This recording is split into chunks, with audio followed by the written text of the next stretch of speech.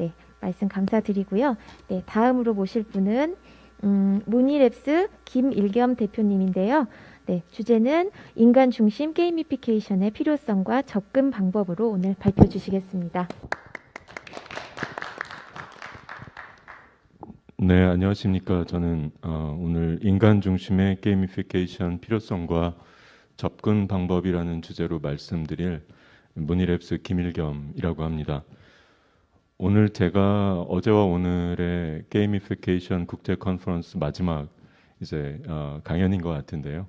네, 또 나름 의미가 있는 것 같습니다. 그리고 어제와 오늘 여러 세션을 통해서 여러분들께서 게이미피케이션의 개념과 의미 그리고 필요성에 대해서 많은 말씀 나누고 들으셨을 텐데 저는 오늘 이 마지막 세션을 통해서 여러분들께 비즈니스 관점에서 좀 화두를 던져드리고 싶어요.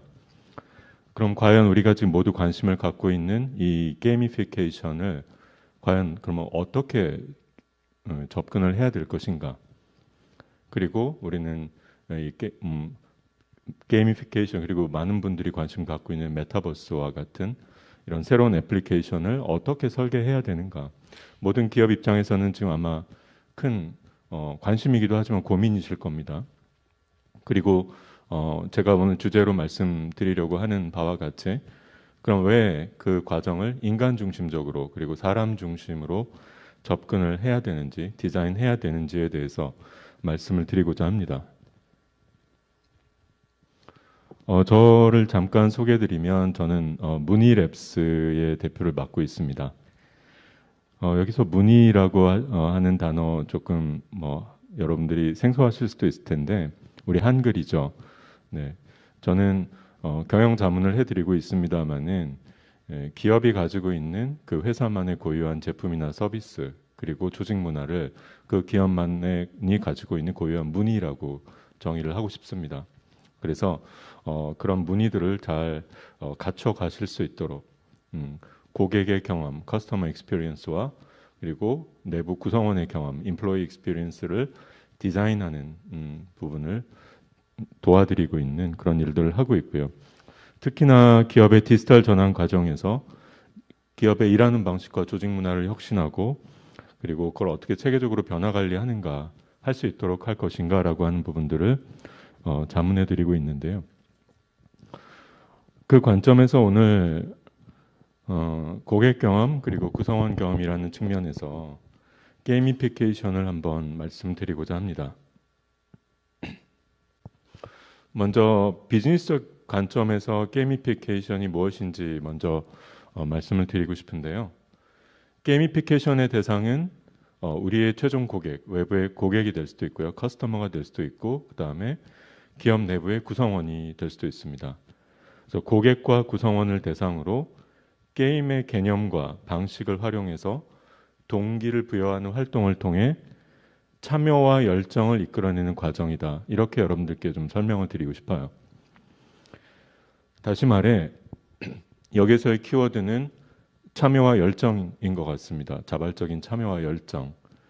참여라고 하는 것은 인게이지먼트인데요. 이 인게이지먼트, 참여를 유발한다는 것은 결국 고객의 몰입을 형성하게 됩니다. 그리고 이 열정, 인듀지애즘이라고 하는 이 열정이라고 하는 것은 결국 고객으로부터 신뢰를 얻게 되는 과정이 되는 거고요. 그리고 고객의 충성도, 그리고 고객과의 관계의 지속 가능성을 형성하는 그런 과정이라고 보시면 될 것 같아요. 그래서 여러분들이 게이미피케이션을 이해하실 때 게이미피케이션을 어떤 목적으로 우리가 활용할 것이냐 기업 입장에서 라고 하면 고객을 보다 몰입시키고 그 과정을 통해서 형성되는 고객의 자발적인 에너지와 열정들을 비즈니스에 활용할 요소가 있다라고 하면 그 부분이 바로 게이미피케이션의 타겟 에어리아, 타겟 목적이 될 것 같습니다. 그렇다면 이 게이미피케이션은 어떠한 요소들로 구성이 되어 있을까 한번 생각을 해보겠습니다. 다시 말해 게이미피케이션의 작동 원리인데요. 먼저 첫 번째 게이미피케이션의 과정에서 굉장히 중요한 부분이 바로 이 베네핏입니다. 이 베네핏이라고 하는 것은 이 게이미피케이션의 과정을 통해서 고객이 게이미피케이션에 참여하는 플레이어가 가져가게 되는 명확한 혜택을 의미해요. 다시 말해 혜택이 베네핏이 명확하지 않으면 몰입을 하지 않는다는 거죠. 두 번째 엔터테인먼트입니다. 엔터테인먼트, 우리 게이미피케이션이라는 그 단어 자체가 의미를 품고 있듯이 바로 이 차별화된 즐거움의 요소를 게이미피케이션이 제공해 줄 수 있는가라고 하는 것이 굉장히 중요한 요소입니다. 그렇다면 이 고객에 대한 베네핏과 엔터테인먼트라고 하는 이 두 가지의 요소를 어떻게 설계할 것인가라고 하는 부분, 바로 이 세 가지 Why와 What과 How에 대한 고민이 필요합니다. 우리가 메타버스를 도입한다. 그리고 기업의 여러 가지의 기능적인 요소에 게이미피케이션을 접목하겠다라고 해서 벤치마킹도 많이 하고, 그리고 다른 회사가 하는 부분들을 따라 해보기도 하고, 또 단순히 새로운 기술을 갖고 있다고 하는 업체들과 함께 논의를 해서 일단 구축부터 해보자라고 생각하는 경우들이 많이 있어요. 근데 이렇게 기술적인 관점에서 단순히 하기 위해서 하는 게이미피케이션은 실패할 가능성이 매우 높습니다. 그렇기 때문에 제가 여기 설명드리는 이 게이미피케이션의 세 단계를 거쳐가는 게 되게 중요한데요. 먼저 첫 번째가 Why입니다. Why는 게이미피케이션을 왜 하려고 하는지, 게이미피케이션을 통해서 달성하고자 하는 비즈니스 관점에서의 목적이 무엇인지가 명확히 설정돼야 된다는 겁니다. 그리고 내가 또 우리 회사가 바라보고 있는 게이미피케이션을 통해서 혜택을 주고 몰입을 시켜서 그를 통해 열정을 형성하고 싶은 대상의 고객이 누군지가 명확해야 됩니다.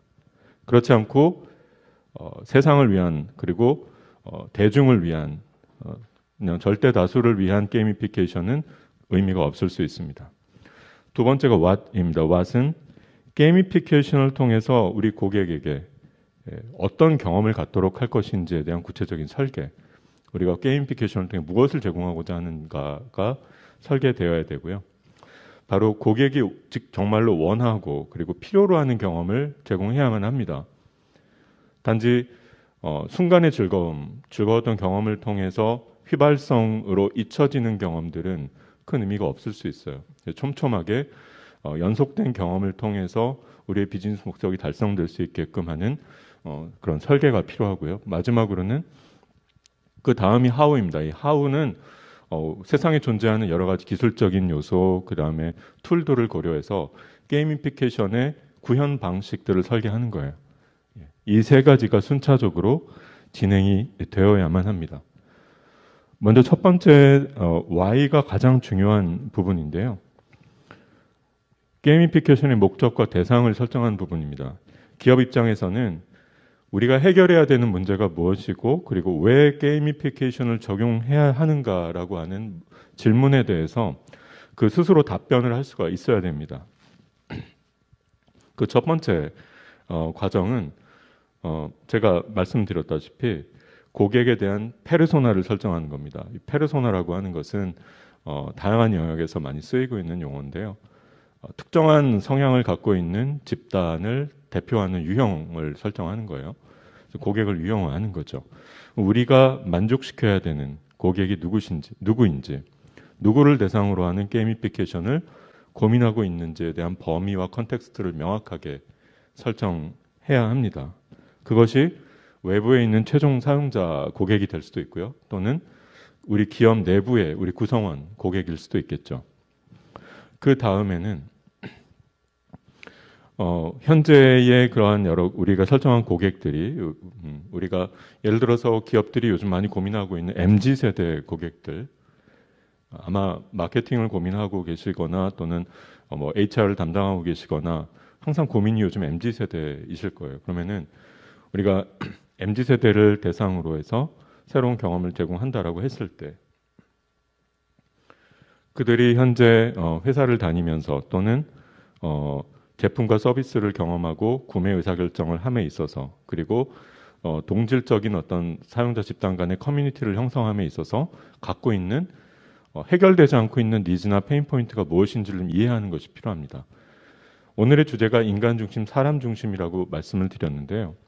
그것의 의미는 바로 이런 니즈를 본질적으로 진정성 있게 이해하는 것이라고 이해를 생각해 주시면 될 것 같아요. 이 과정을 통해서 우리 고객이 품고 있는 문제들 중에서 고객의 자발적이고 지속적인 참여와 몰입이 필요한 부분이 무엇인가를 선별해내는 과정들이 필요합니다. 그 다음에는 문제의 유형을 분류하고 나서 그 다음에 게이미피케이션의 과제를 이제 매핑을 할 수 있게 되겠죠. 여기 추가적으로 한 가지 고려해야 될 부분은 만약에 게이미피케이션을 적용했을 때 발생할 수 있는 혹시 역효과가 있지는 않은가라고 하는 부분까지도 함께 고려를 해야 됩니다.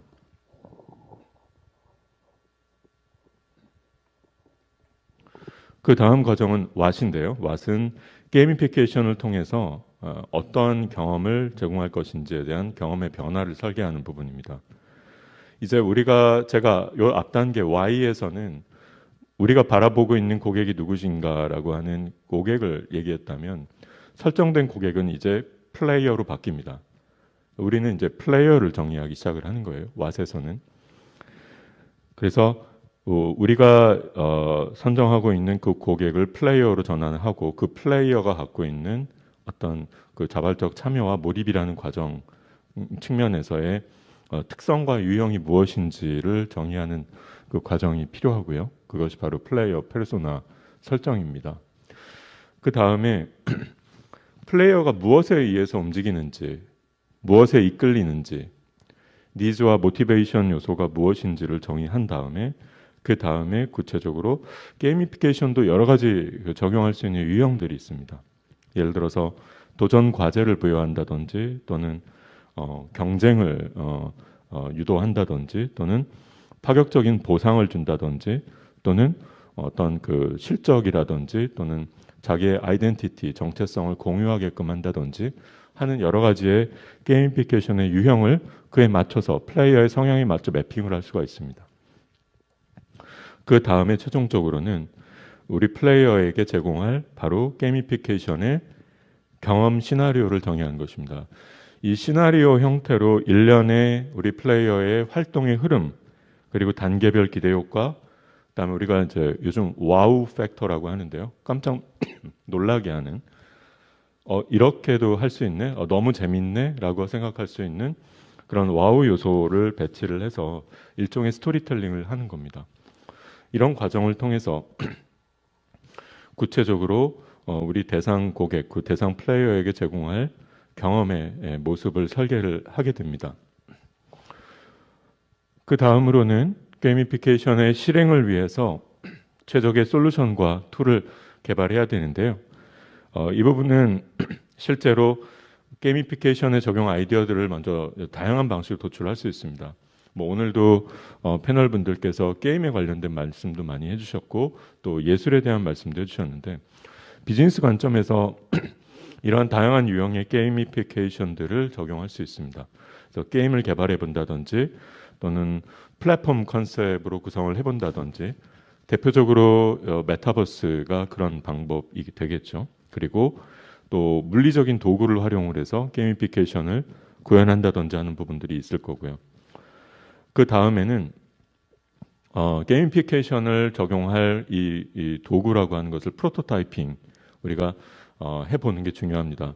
프로토타이핑이라고 하는 것은 보통 우리가 퀵 앤 덜티하게 아주 빠른 시간 안에 최소한의 특징만을 갖추고 있는 그런 우리 제품이나 서비스의 컨셉을 대표할 수 있는 것들을 프로토타입으로 만들어 본다고 얘기를 하죠. 그래서 어떤 개념적인 프로토타입 또는 시각적으로 볼 수 있는 스토리보드 같은 것들을 만들어서 우리가 구현하려고 하는 이 게이미피케이션의 방식을 그려보고요, 형상화해보고 마지막으로는 그것을 다시 한번 우리의 사용자들을 통해서 그 유의미함을 검증하는 것이 필요합니다. 과연 처음에 의도했던 대로 우리의 목표를 달성할 수 있는지, 그리고 두 번째 유저빌리티, 우리의 그 고객과 플레이어가 실제로 이것들을 편리하게 사용할 수 있는 것으로 설계되었는지 이 부분들을 테스트를 해서 검증과 피드백을 과정을 거치고 이것들을 반복해야 됩니다. 지금까지 제가 말씀드렸던 이 과정은 소위 여러분들이 아마도 많이 들어보셨을 텐데요. 디자인 띵킹 프로세스하고 매우 밀접하게 맞닿아 있습니다. 이 과정의 핵심은 바로 공감입니다. empathize라고 하는 첫 번째 단계인데요. 다시 말해 우리가 그동안 갖고 있었던 우리 고객에 대한 그 선입견, 이해를 내려놓고 제로 베이스에서 다시 한번 진정성 있게 공감해 보는 거예요. 특히나 지금 우리의 고객들 그리고 우리의 구성원들은 디지털 네이티브라고 얘기할 수 있을 정도로 디지털 환경에 아주 익숙합니다. 그리고 그렇기 때문에 기존에 우리가 고객을 바라보던 그 패러다임하고 매우 빠른 속도로 변화를 하고 있습니다. 그리고 우리가 얘기하는 이 게이미피케이션은 상당 부분 디지털 환경 그리고 디지털 이네이블러들로 구현이 되기 때문에 우리의 고객들을 우리가 이해하고 있다라는 거 생각하고 있는 것들이 세상의 변화 속도만큼이나 빠르게 틀린 것일 수 있습니다. 그렇기 때문에 공감과 이해의 과정을 통해서 문제를 정의하고 그 다음에 아이디에이트, 창의적인 아이디어를 개발해서 시각화하고 구현해서 검증하는 이 과정을 거쳐가는 것이라고 제가 요약을 좀 해드리고 싶은데요.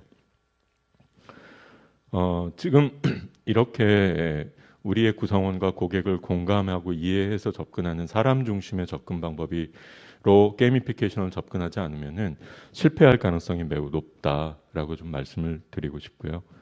이거의 반대말은 기획자의 지식, 게이미피케이션을 기획하는 사람의 지식과 선입견에 기반해서 게이미피케이션을 디자인하는 겁니다. 또는 회사의 의도를 가지고 회사가 생각하는 경제적인 비즈니스적인 목적과 또는 가용한 기술을 생각하고 푸시해서 접근하는 그런 게이미피케이션은 고객으로부터 수용되기 어렵다. 그리고 고객의 몰입을 형성하기 어렵다라고 말씀을 드리고 싶습니다.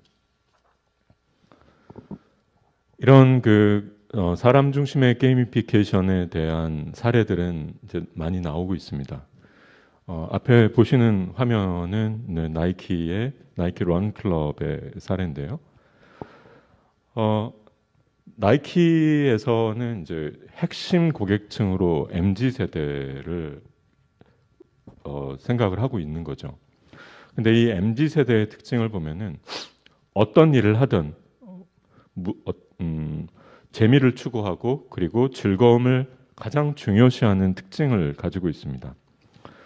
그래서 이 MZ 세대의 니즈를 어디에서 해결해 줄 수 있을 것인가라고 하는 연관 영역들을 쭉 보다 보니까 건강 관리의 영역에서의 기회를 찾게 된 거죠. 근데 그 건강 관리라고 하는 것을 보면 기존에는 건강 관리는 절제의 영역이었어요. 다이어트를 해야 되고 그다음에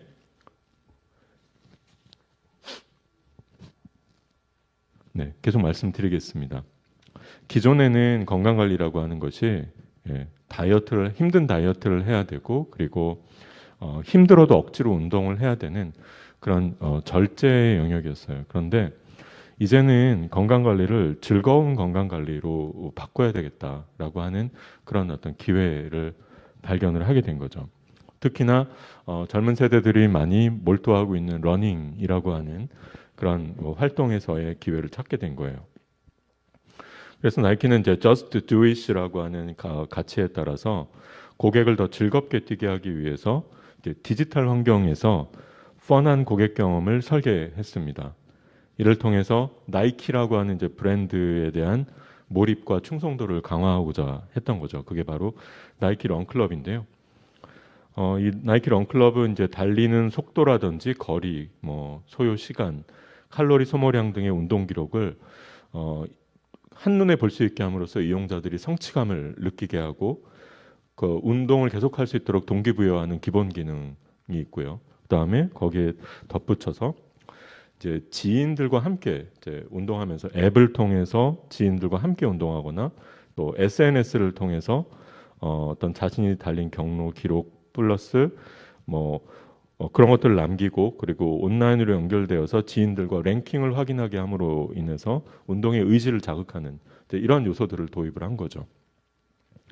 그리고 우수 고객을 대상으로 해서 한정판의 운동화를 살 수 있도록 하는 스니커즈 패스라고 하는 리워드까지 제공을 하면서 이 브랜드에 대한 몰입과 충성도를 향상하기 위해서 가장 MZ 세대에 최적화된 그런 게이미피케이션의 요소들을 설계하고 도입을 한 겁니다.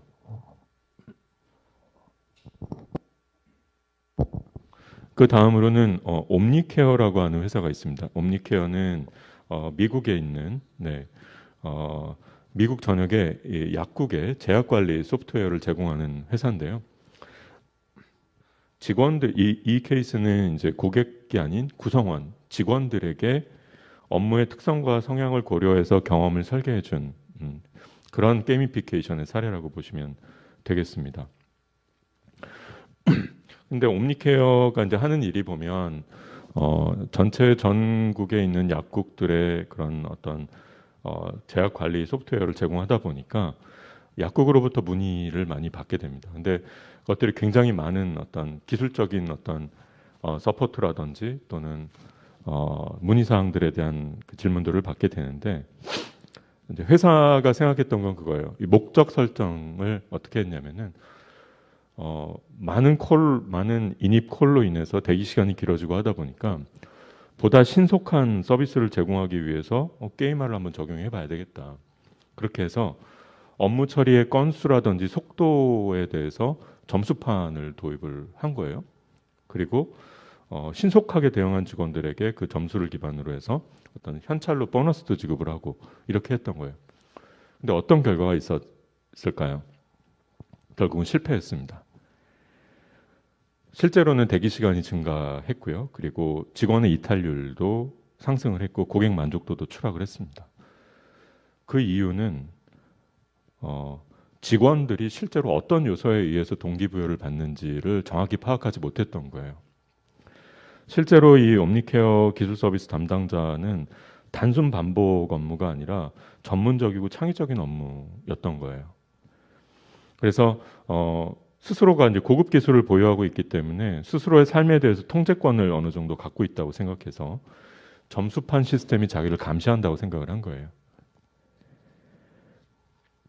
그래서 그 옴니케어의 이런 게임화 시스템에서는 잘못했구나. 우리가 스스로 그러니까 구성원에 대한 니즈를 잘못 이해했구나. 그리고 어떻게 하면 성과를 턴어라운드 시킬 수 있을지에 대한 메커니즘을 잘못 이해했구나라고 생각하고 이 게임화를 다시 적용을 하기 시작을 했습니다. 다시 말해 어떤 시간과 행동의 신속성을 기준으로 게임화를 접목한 게 아니라 실제로 업무 관련해서 각 업무의 특징에 맞게 실적을 어떻게 높다 낮다에 대한 것들을 맞춤화해서 설정을 하고 그 근무 시작을 할 때마다 도전 과제를 부여를 해서 자기의 실질적인 업무의 특성에 맞게 단순히 시간으로 따지는 게 아닌 그런 도전 과제를 부여했고요. 이렇게 하다 보니까 실질적으로 이런 창의적인 업무를 해야 되는 이런 직원들이 좀 더 복잡한 미션이 주어지면 주어질수록 보다 효과적으로 일을 하더라라는 게 나오게 된 거죠. 그래서 이 케이스 옴니케어의 사례를 보면서 말씀을 드릴 수 있는 부분은 직원들을 플레이어로 하는 이런 게임화를 도입할 때 업무의 특성과 상황에 따라서 다른 방식을 써야 된다는 거죠. 그리고 게임화를 위해서 어떤 테크닉을 도입할지에 대한 고민을 먼저 하기보다는 먼저 직원들이 업무에 집중하는 그 방법의 원리와 메커니즘을 알고 그리고 제대로 업무 경험을 설계하는 것이 필요하다. 그 말씀을 드릴 수 있는 하나의 실패 사례이자 다시 한번 또 턴어라운드에서 성공을 했던 사례라고 말씀을 드릴 수가 있고요. 그 다음에 이 듀올링고라고 하는 회사는 그 세계적인 그 온라인 언어 학습 앱 서비스 제공 업체인데요.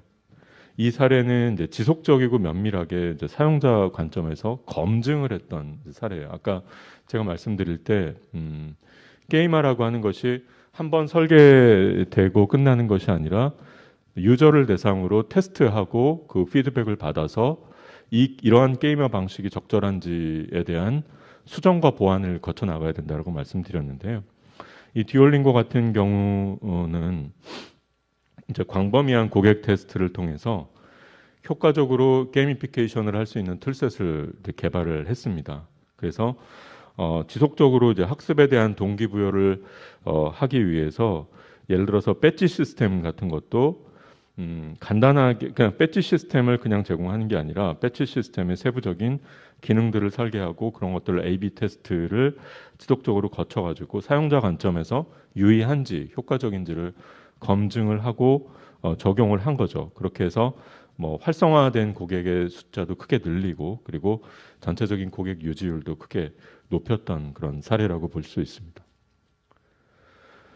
그리고 여러분들이 굉장히 큰 관심을 가지고 있는 이 메타버스가 게임화의 여러 가지 요소를 종합적으로 적용한 사례라고 볼 수 있는데요.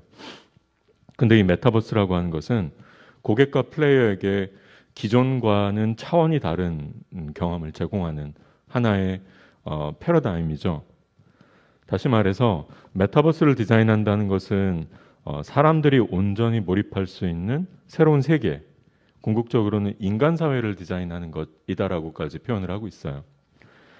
다시 말해서 기존에는 우리가 디지털 환경에서 인터페이스를 설계할 때 기계 중심의 인터페이스를 중요하게 생각을 하다가 이제는 인간 중심의 인터페이스로 진화하고 있다. 이렇게 메타버스를 보는 시각도 있는데요. 그래서 화면과 공간의 확장성 측면에서는 기존의 인터넷 시대에서는 스크린을 통한 2D 화면이 이제 AR, VR을 통한 3D 공간으로 바뀌고요. 그리고 상호작용 측면에서는 기존의 마우스, 키보드, 터치를 중심으로 한 상호작용이 음성, 동작, 시선을 포함하는 오감으로 바뀌게 되고요. 이에 따라 고려사항은 기존에는 인터넷 시대에서의 게이미피케이션은 대상이 얼마나 빨리 목표를 달성하는가라고 하는 부분, 그 꼭 게이미피케이션을만이 아니라 모든 인터넷 기반의 비즈니스의 목표가 그렇기도 하죠.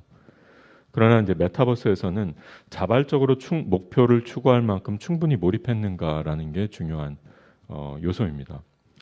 따라서 이제 머지않은 미래에 이제 메타버스 플랫폼 기반의 게이미피케이션을 많이 디자인을 해야 될 텐데 이 경우에는 보다 인간 중심적인 접근이 이제 필수적인 요소가 될 것입니다.